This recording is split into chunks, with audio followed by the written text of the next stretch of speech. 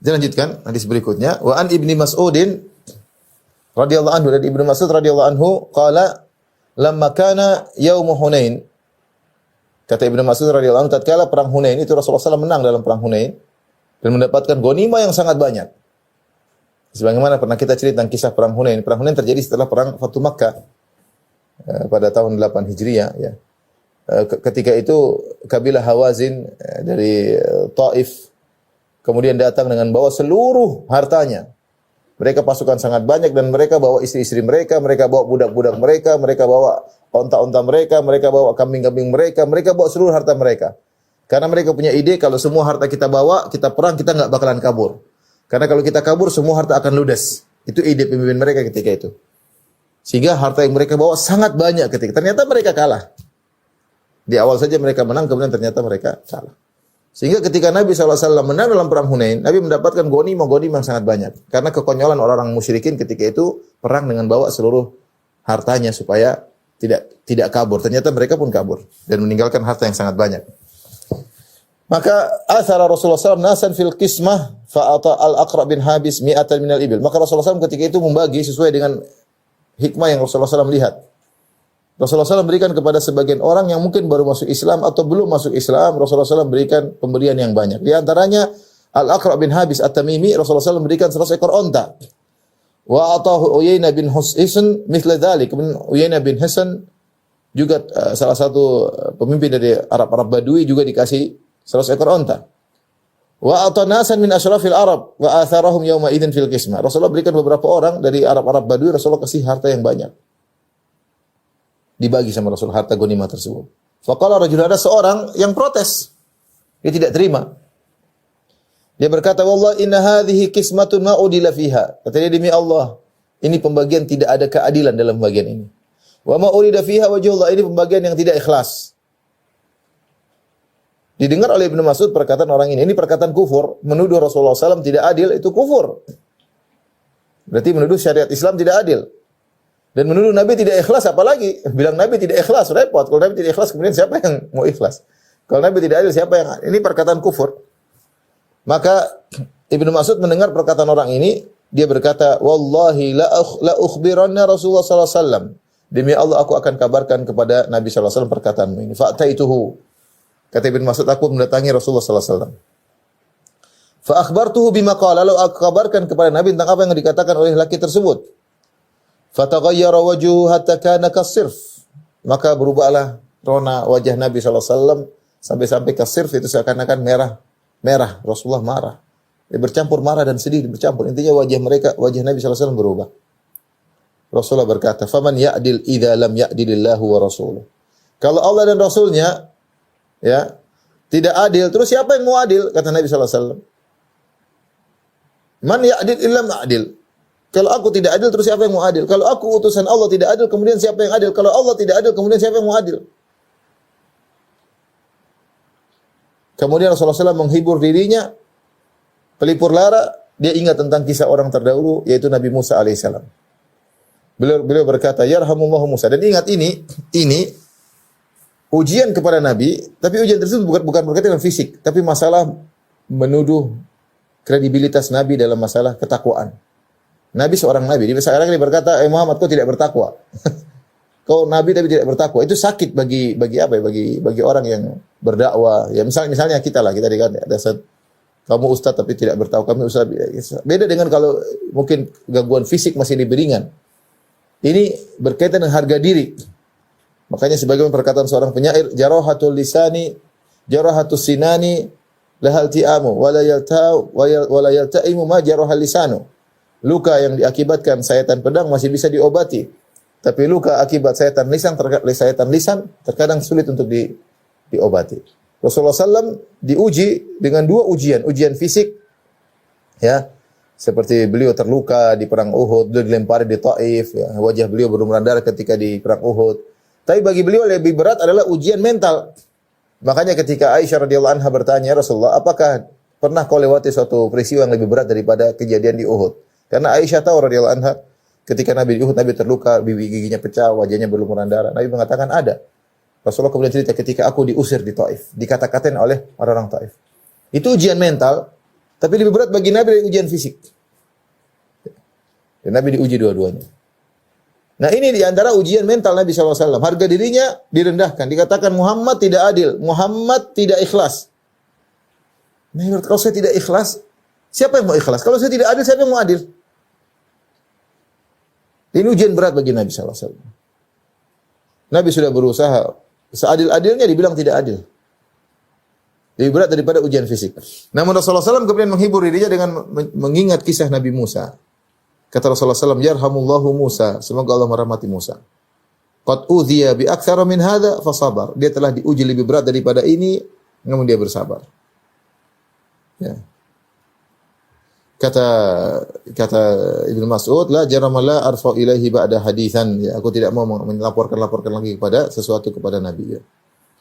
Artinya Nabi sedih ketika dikatakan demikian. Tapi Nabi menyabarkan hatinya, ya. Nabi menyabarkan hatinya agar Nabi bisa menghadapinya dengan mengingat kisah orang terdahulu. Makanya Allah mengatakan, "Fasbir kama sabara ulul azmi minar rusul." Bersabarlah wahai Muhammad sallallahu alaihi wasallam sebagaimana telah bersabar para ulul azmi minar rusul sebelumnya. Di antara nabi-nabi yang bersabar adalah Nabi Musa alaihissalam. Dan saya sering sampaikan Nabi Musa ini sangat luar biasa kesabarannya. Nabi Musa orang yang sangat kuat.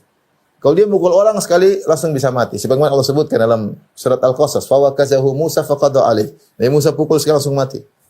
Dan disebutkan dalam satu hadis Rasulullah Nabi Musa alaihissalam pernah memukul batu sampai ada bekas pukulan Nabi Musa di batu karena saking kuat tangannya. Bukan batu yang berbekas di tangannya berbekas di batu. Kalau kita mukul batu, batu yang bekas di tangan kita. Nabi Musa saking kuatnya tangannya berbekas di batu.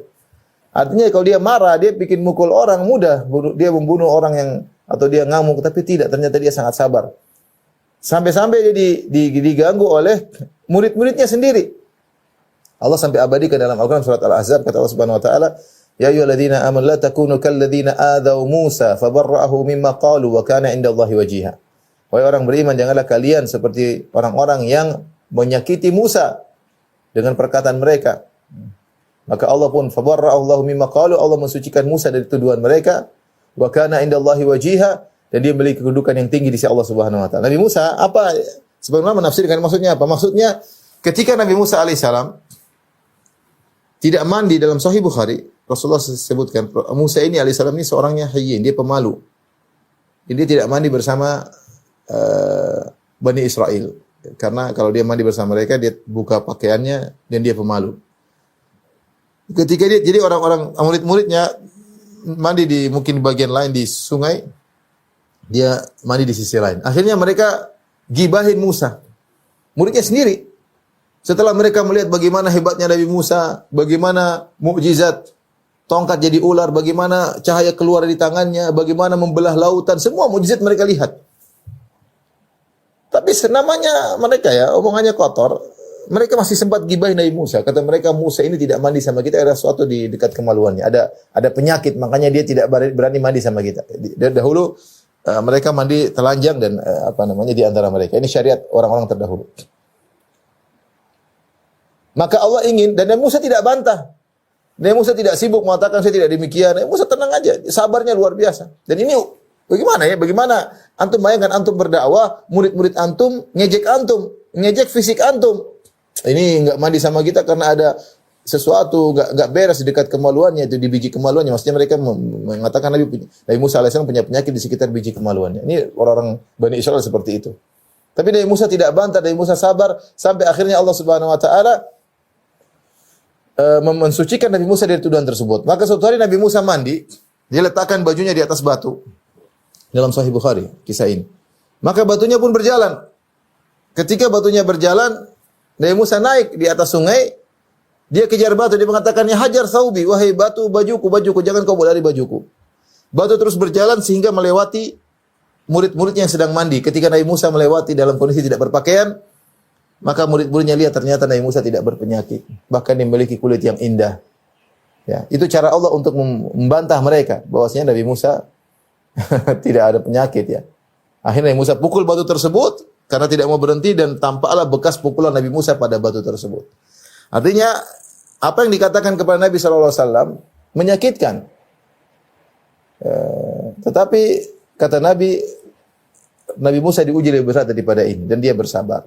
Nah, kalau Nabi Musa bersabar, maka aku pun bersabar. Seakan-akan demikian.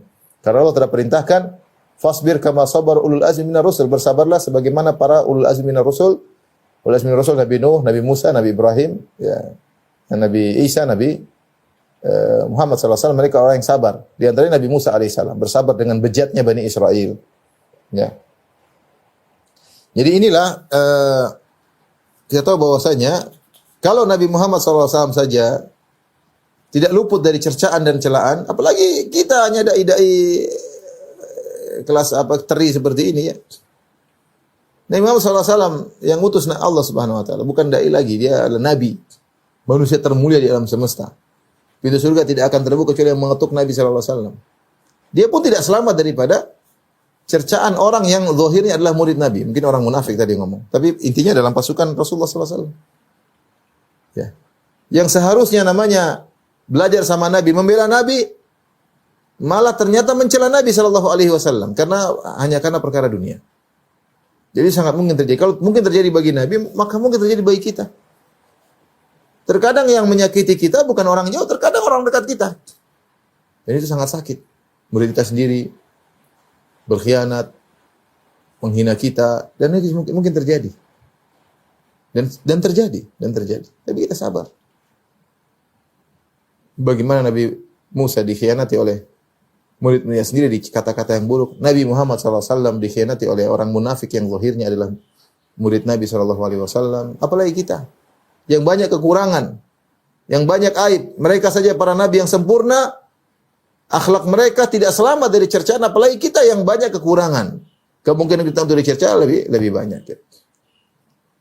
Makanya saya menakjub ada seorang dai ditanya, Ustaz, bagaimana kita mensikapi orang-orang yang mencela Ustaz sunnah, dikatakan gini, dikatakan gini.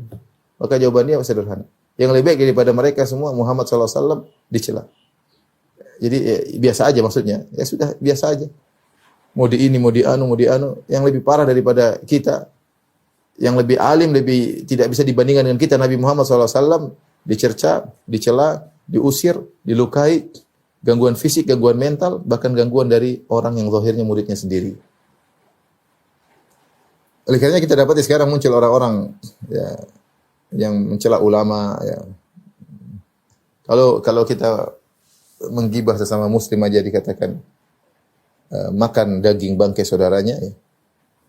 Kalau para ulama dagingnya beracun ya. Luhumul ulama masmumah kata para ulama. Daging para ulama beracun. Oleh karena waspada, kalau kita mengkritik-kritik yang baik aja, tidak perlu kita dengan kata-kata yang kotor, kritik-kritik aja, ini enggak logis, ini enggak masuk akal, begini ya. Adapun kata-kata yang menunjukkan akhlak yang buruk ya enggak usah dipedulikan.